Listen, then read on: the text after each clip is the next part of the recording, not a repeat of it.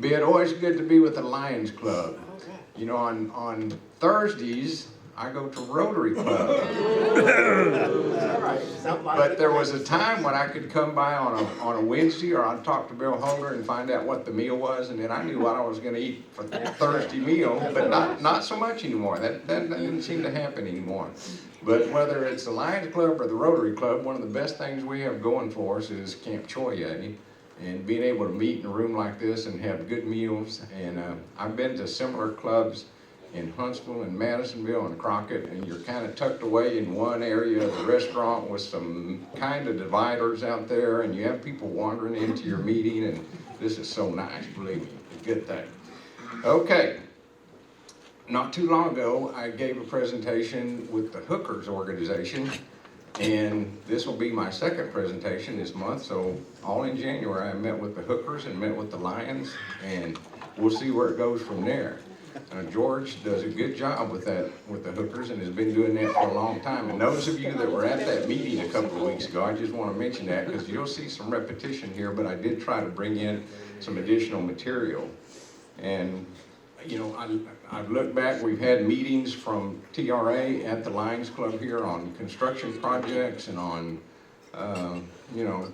fish procurement at the dam and invasive species, but today I'm going to kind of center in on the different departments at the Livingston Dam and the offices that we have and what we do. And not too long ago, earlier this year, a guy named Joel Jansen called me, and some of you may know him. He works out at the state park. He does interpretive work, and he called and said, one of our biologists called me and said, I need to get into the spillway at the Livingston Dam because there's a pelican that they've been tracking that's in the spillway, and his name is Quentin, and he wears a backpack, a little backpack with a cigarette-sized battery inside the backpack, and it has a transmitter, and it gives them information and data on migration and habits of pelicans. And he had started out in Utah and ended up at the Livingston Dam. And so we got into the spillway and we were looking around for this pelican with a backpack on. And I took my phone and just texted the office over at Huntsville. Anytime we have another agency or if we're in the spillway area, I let them know what's going on. And when I said Quentin, a pelican with a backpack, and you know, it had a little cigarette-sized battery in there that was worth, the transmitter that was on this thing was worth $4,000. And it turned out that Quentin, you know, the data that was coming back to him, they determined he'd met mortality. So he died somewhere in the spillway there. No heart rate anymore, they can monitor respiration on these things when they're doing their migration. So they wanted that material back. But anyway, when I texted that over to Bill and Jim over at the Huntsville office, Jim sent back and said, are you in Amsterdam? And is there a fog in the room? Is there smoke in the room? Or what are you doing? So you never know. You know, just about the time you think you've seen everything come along that could come along, you end up in the spillway looking for a pelican named Quentin with a backpack on.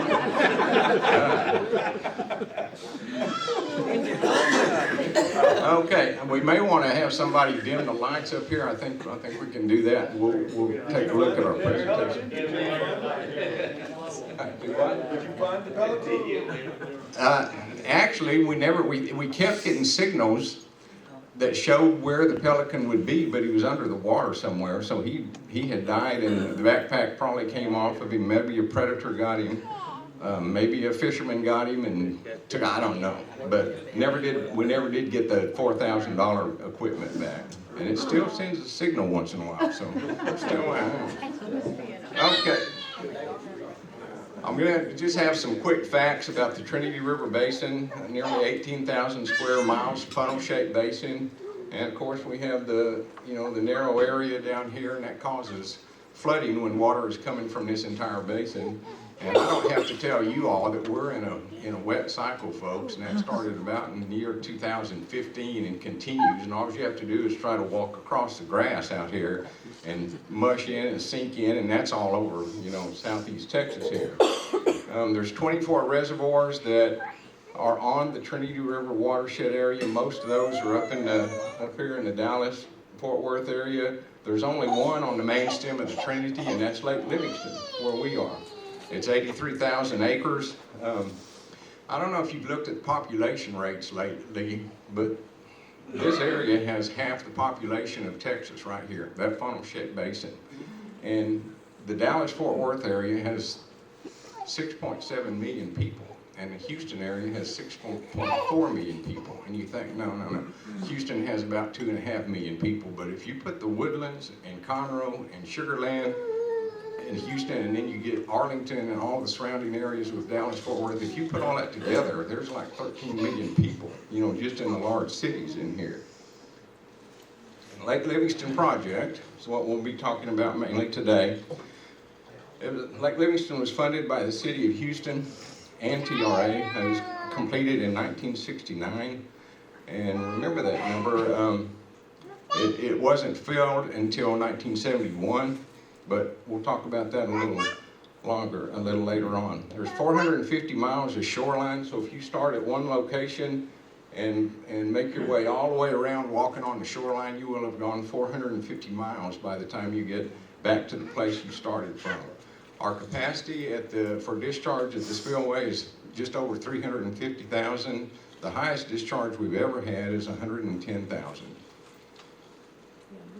Okay, we have 5 departments at the Lake Livingston Dam, and I'll talk about all these, and I included a few pictures. Water quality, that's our lab.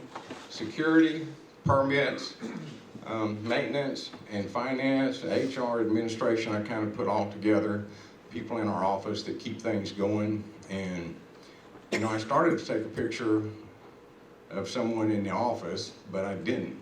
And we have 2 people that have decided they like these variable desks. And if you know what a vari-desk is, they've done away with their office chair. They don't have an office chair anymore, and what they have is a platform that raises up, and it's got their computer on it, and it's got some drawers and stuff under here, but they stand up the entire day.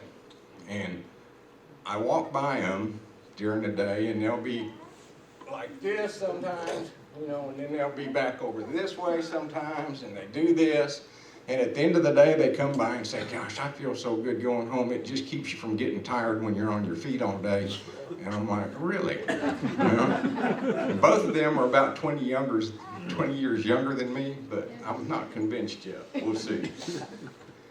Okay, this is our water quality department, which is a laboratory regional lab. They do water analysis there on wastewater systems and drinking water systems.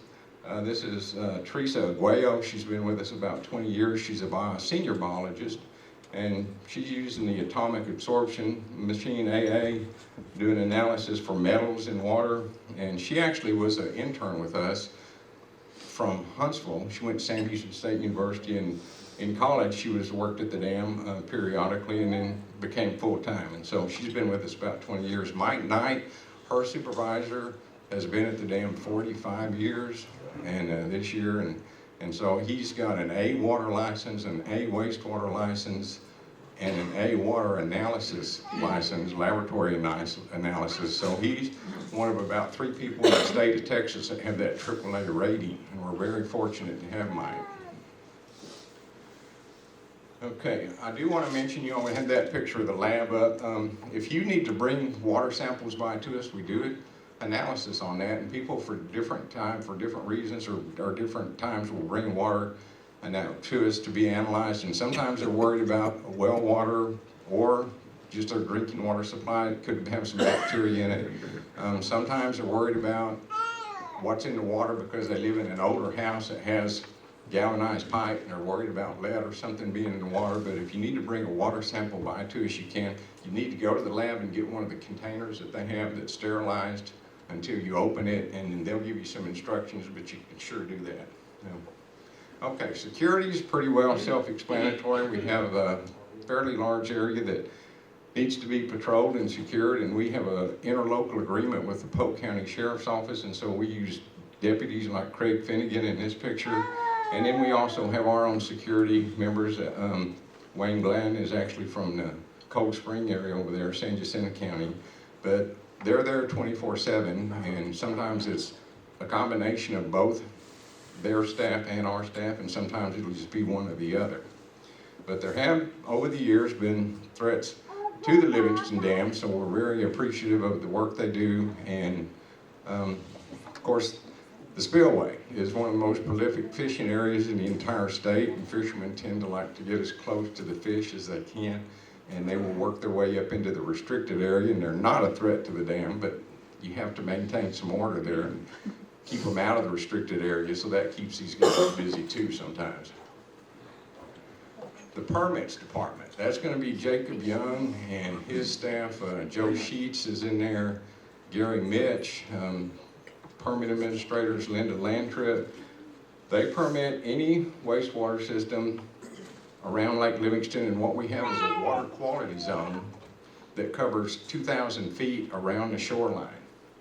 And I'll show a picture of the lake in a minute, but it's, so if you picture, close to a quarter of a mile around the shoreline of the lake, any activity that's going on in that area is monitored. And so if there's a wastewater system going in, whether it's an aerobic system, septic system, a commercial business, a car wash, anything like that, that could be a threat to some type of pollution that could enter into Lake Livingston, then it's going to be, the system there is going to be licensed and inspected and monitored.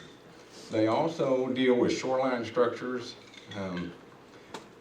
waterfront homes. A lot of times will have a pier or a boathouse, and we can permit most of that. It's actually the Corps of Engineers that provides us with a general permit, and so we can permit most piers and boathouses. The Corps of Engineers was mandated to take care of navigable water in the Water and Harbor Act of 1899, so they've been doing that for well over 100 years now. And the deal with the Corps is they're a large agency, and you got over 100 years of bureaucracy there, and to get a permit cleared, once you apply and get it cleared and the project actually starts, can take up to 6 months. And so, we had a group earlier in the year that met on, do we really need the Corps in Lake Livingston? And I don't want to take sides one way or the other there, but I will say this. At that meeting, it was, and the reason this probably came up is because Lake Conroe, similar, to the T.R.A, not too far away, does not have any Corps representation, and you can apply for a permit to build a boathouse or whatever you want, and it does not have anything to do with the Corps. They don't have any jurisdiction over that lake, and so why does Lake Livingston have this? And just for development purposes, can we do without the Corps? Well, the question was asked to some of the Corps members that attended a meeting earlier in the year, who designates what waterways the Corps has jurisdiction over, and the answer is Congress. So, if you want to remove the Corps influence from Lake Livingston, it would literally take an act of Congress to do so. So, probably not going to happen, folks. We're probably going to be with the Corps. But the good thing about the Corps, if you look at our harbors and just like the ship channel in the city of Houston, anything that deals with shipping and travel, they keep everything in order. And look at some of the other countries and look at their harbors, and you got kind of a hodgepodge of just scattered construction that doesn't really go together at all. And so the Corps actually does some remarkable work. Okay, you can also obtain small water sales. You can purchase water, and of course we're in the business of providing water, so that's part of what the permits department does. This shows you the outline, and that 2,000 foot shoreline, 2,000 foot water quality area that we deal with.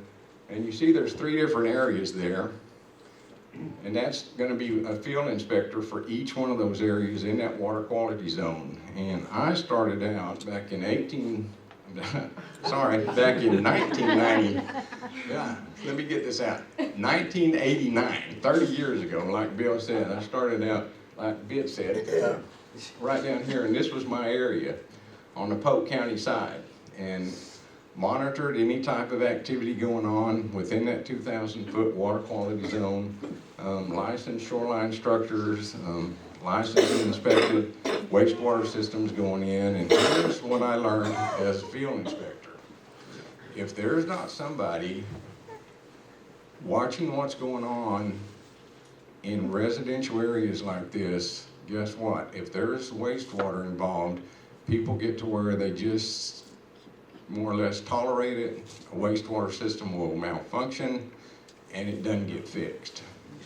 And then you have runoff and you have pollution going into the lake or surrounding area.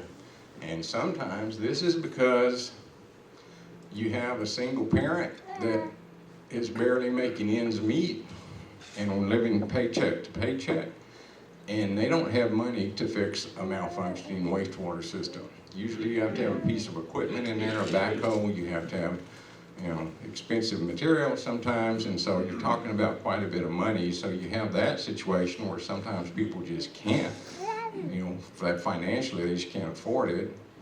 And what happens there is eventually, when it gets serious and it's they're in violation of public health protection laws and they have to go see a judge, eventually they rely on family or get a loan, or there's some assistance programs available to them that they can get their wastewater system straightened out. But I said that can be one kind of side of the spectrum. The other side is you have some really nice houses with people that have plenty of means to correct something like that, but they don't want to spend their money on that. And I don't know how many times I've seen pretty innovative ways of putting planters and having bleach or something where it kind of covers up the odor, and people will just kind of let that go along. But as you all know, a conventional septic system it may work at your property if it's not raining and if you don't have any company. But when you're looking at houses around the lake, most of the time they have company. A lot of people like to come see them. And look at the weather we've had. You got lots of rainfall. So that wastewater system won't work well. Fortunately, back in 1991, a guy named B.C. Lively that lived in Indian Hill 2 was the first one who applied for and wanted to put in an aerobic system. And that was something completely new at the time. And aerobic systems, you got fast-acting bacteria that clean up the water. It's filtered, it's chlorinated. The water that's sprayed out on the ground to dry is crystal clear, good product.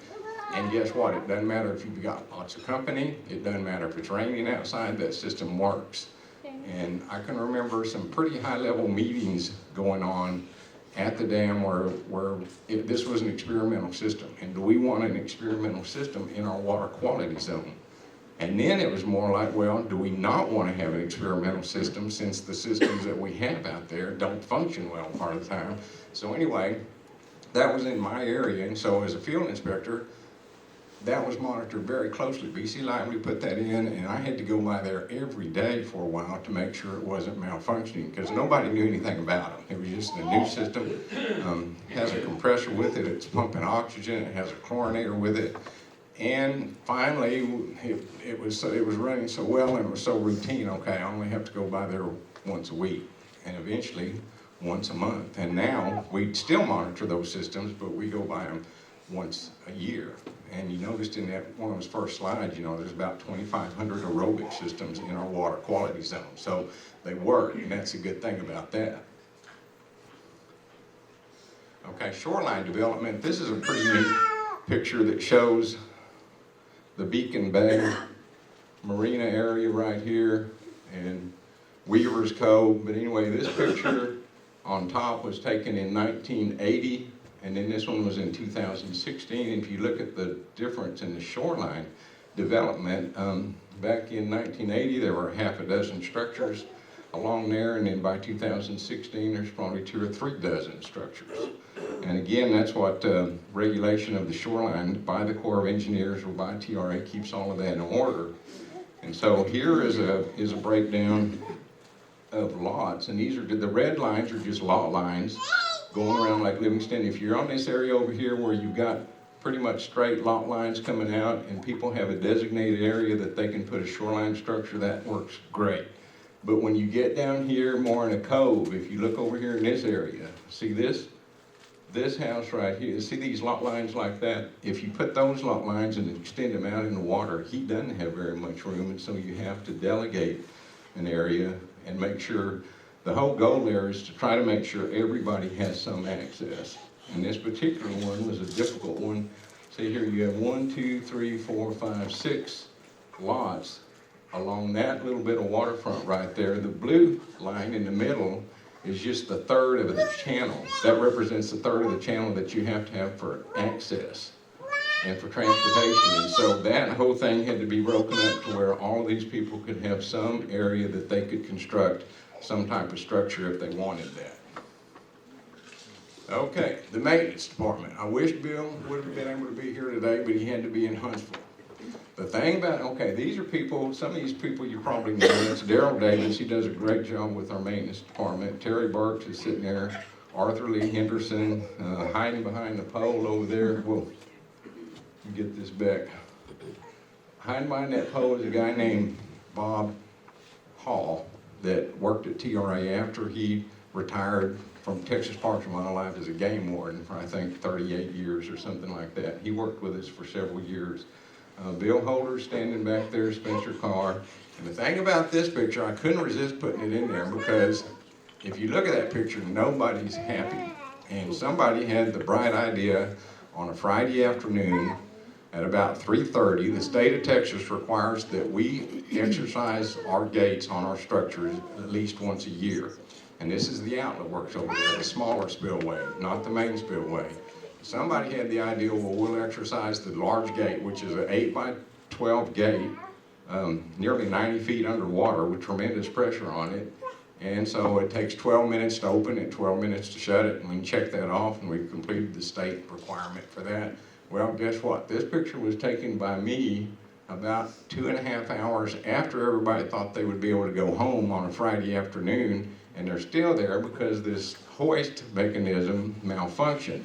And you see that there closer, there's an electric motor, and then there's just a hoist, a mechanical hoist that took care of that, and it jammed. And we couldn't leave off and leave it with water going through it, so it had to be repaired, and we went well into the night with lights and everything else there. Now, fortunately, this is the same structure that you see over here, except it has a hydraulic pump and motor in this cabinet over here, and then this is a hydraulic cylinder. And now it's so reliable, it's boring, but you know, it never malfunctions, but that's great. The maintenance department, there's Daryl Davis again in this picture when they were putting that cabinet in. And so we've been able to make some improvements to part of our equipment like that. Okay, the hydropower project. There was a real good article in the paper, I think this last week, about the hydropower project. It's run-of-the-river only. It'll make no difference to our lake level. It would be water that would be going downstream anyway. And that's a point we always try to bring home. And so there's no additional discharge. There's 3 8-megawatt turbines, and it'll be enough to power around 1,200 homes. Now this is an ETEC project, East Texas Electric Co-op. It's not a Trinity River Authority project. It just is on our property. So we're partners in this. There's 3 partners, ETEC, T.R.A., and the City of Houston. The City of Houston owns 70% of the water in Lake Livingston. These are some pictures from early on. I've taken some kind of early and then later pictures. This was the intake structure, and that's actually a cofferdam. You know, those are 70-foot long sheets of steel that were driven down into the ground to make a circle there, and then the construction, you'll see some construction later on. The intake structure was actually constructed down inside that, and that was the way they were able to do that without partially draining the lake. You know, there were a lot of rumors when this first went on, okay, you're going to build a hydropower structure that they're going to have to drain the lake, and it's going to drop 16 feet and all this kind of stuff. None of that ever happened because of this method of construction using the cofferdam. Okay, this was taken just, a couple of weeks ago. That's an intake structure that was built inside of that cofferdam, and you can still see some of the sheet metal over here that's been pushed on down. And so now the structure, those are gates right there, 3 gates, and you see that individual standing right there, so it's a pretty good sized structure. But that's the intake structure that's up close to our office. These are penstocks. The penstocks connect the intake structure with the powerhouse, and penstocks are just tubes of water, and there's 3 of them that are side by side. You can kind of see them through the rebar there when they were being poured, and those are 11 foot by 11 foot each, and they take the water down to the turbines. And I would have a recent picture, but all it would be dirt, because these have been completed and it's covered over with dirt. You can't even see them now. Here's an early on picture from, aren't drones wonderful? You can get pictures like this from up in the air. Again, there's that intake structure with the construction going on right here. Those 3 gates are coming out this way. There's the penstocks that are going down to the powerhouse, which is right down here. And again, that's another cofferdam that was built inside of a sheet steel structure. And that was in April 2017. If you'll recall, Harvey hit in August and September of 2017, so things were going along well here until Harvey hit. Okay, this is an aerial photo that was taken in, again by a drone in April of 2018, and this shows pretty much the same structure that you were seeing in the newspaper this week. That's the powerhouse. There's the penstocks right there that I referenced. They're completed, they've been connected to the powerhouse at this time, but you see those 3 openings that bring the water down and will turn the turbines. Notice that crane right there, because I want you to have a reference on that when we get to a later picture, kind of in reference to where it is to the powerhouse. There's the powerhouse just a few months ago, that the outside of it is completed. They're still putting the turbines inside and getting the inside of it completed. They still have a ways to go. They couldn't have started this structure at a worse time.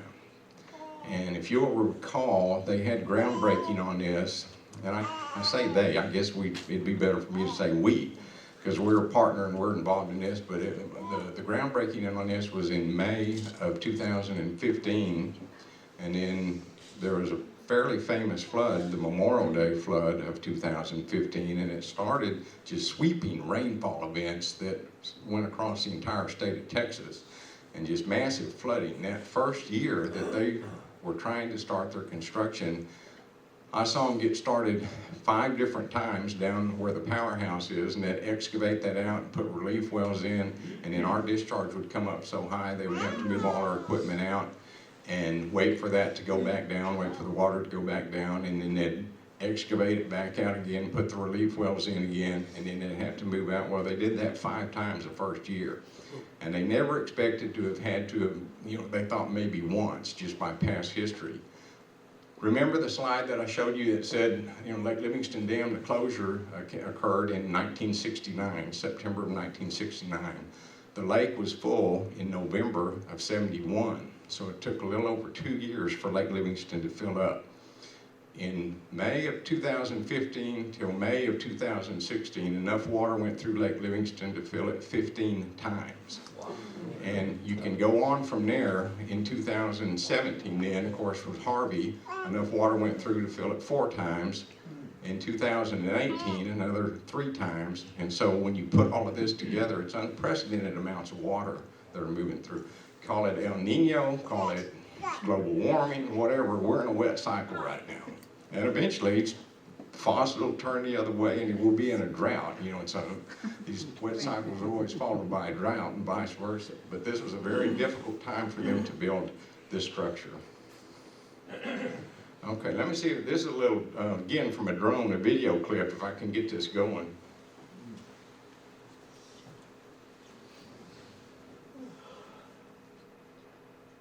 And notice this is our highest discharge. Let me see.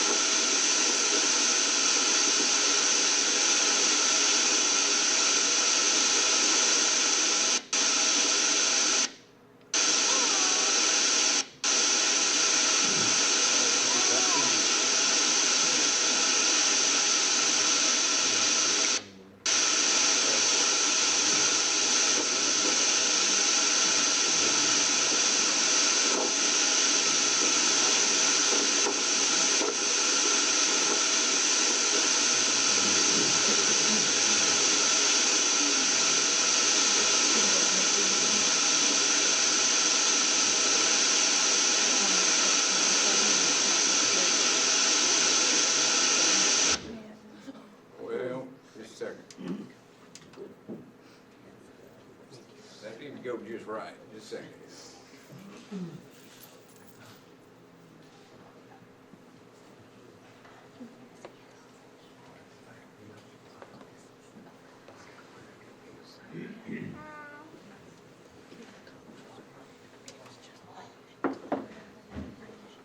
Okay, anyway, that, I was gonna show you, it showed that same yellow pier, you know, that platform pier that was out in the water there where the river had come out when we were releasing 110,000 CFS. That was during Hurricane Harvey, but the structure that you saw there, the powerhouse, was completely gone. It was completely underwater. The water came up over 30 feet, and so it was an unusual sight to go to work that morning and go out on the spillway and look over where you're used to seeing construction in that circular cofferdam, and it's gone. And I called L.A. Williams, who's their lead engineer from E-Tech, and I told him, L.A., you know, when you have hurricanes going on, sometimes you have looters come, looting, you know, and they get in the city and different things happen. I said, well, I guess looters got into our project last night and they stole your powerhouse because it's gone. You know, it's just missing completely. He didn't think that was funny at all. But. Okay, these are some other items. That's where we were. Well, okay, this is another item you'll hear a lot of information on. This is not a T.R.A. project. Again, it's a Coastal Water Authority, CWA, the Loose Bayou Interbasin Transfer Project. And we release water down to the city of Dayton, and they take the water and pump it over to the city of Houston, right there, with Coastal Water Authority. And these are some very large water purification plants that the city of Houston operates. Well, this intercoastal basin, they've had this pumping station there for ever since the dams have been in at Lake Livingston. I mean, they were constructed about the same time. Now, this Loose Bayou project is going on up here, and you see Lake Livingston up here, and the water coming down to Trinity Bay, and then you see Lake Conroe over here.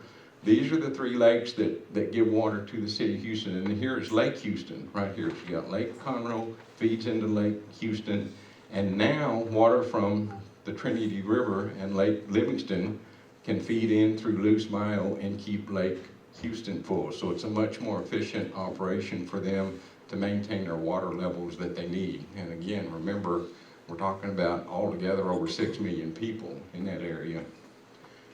I had one other slide here, I thought, maybe I don't. Okay, there it is, Port of Liberty.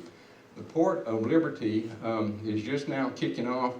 And folks, you know, when I first came to work at T.R.A., I heard about the Loose Bayou project, and I never thought it would be constructed. For one thing, it was, let me see, $360 million. And I thought the cost of it, it'll never happen. I also heard about hydropower since 1989. One day there'll be hydropower at Lake Livingston. And guess what? Now we have hydropower, we're close. And now the Loose Bayou project is close to being operational. It'll be finished sometime in 2020. So the Port of Liberty Liberty had a very viable port at one time. Lots of cotton was shipped out of there, lots of steel and pipe. And as time went on and the Houston Ship Channel was developed as it was, the Port of Liberty was just kind of abandoned. But there's a partnership now between Trinity River Authority, the Army Corps of Engineers, and CLC&D, which is Chambers Liberty County's Navigation District. And so between those three, the Port of Liberty may come into play again. And the reason, if you go to Galveston, you look out and you see ships lined up trying to get into the Houston Ship Channel, and it takes them 3 days sometimes. And so to have another port that they could come into is very, very attractive at this time. Take a lot of dredging through Trinity Bay, through the Wallaceville area, and there at Liberty. It would be remarkable for the city of Liberty and these counties in that navigation district. So this just started within the last couple of years, but probably 15 or 20 years from now, someone will be standing here talking about the Port of Liberty's opening and they got ships coming in, so we'll see. Okay, and that's all I had, and I know we're getting close to being out of time. If you have questions, I'd be happy to try to answer them. Go get them, Jimmer. Okay. Good. Yes, sir. And Mark, on that Port of Liberty, how will they maintain the water level in the Trinity River? They're gonna have to put, locks on it or what?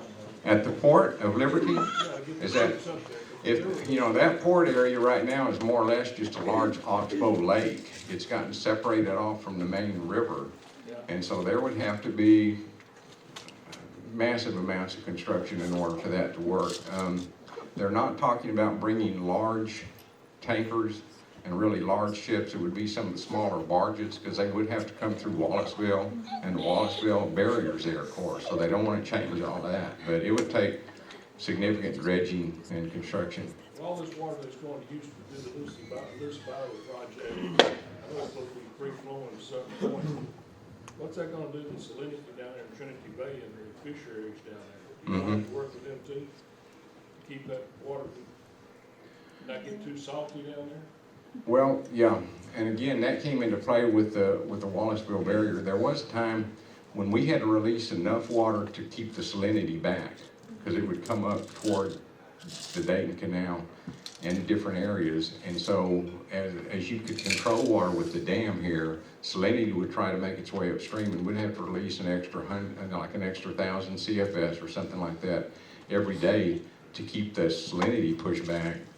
And once Wallaceville became operational, we didn't have to do that. But now there's more demand, you know, or will be more demand to keep Lake Houston full, along with Lake Conroe.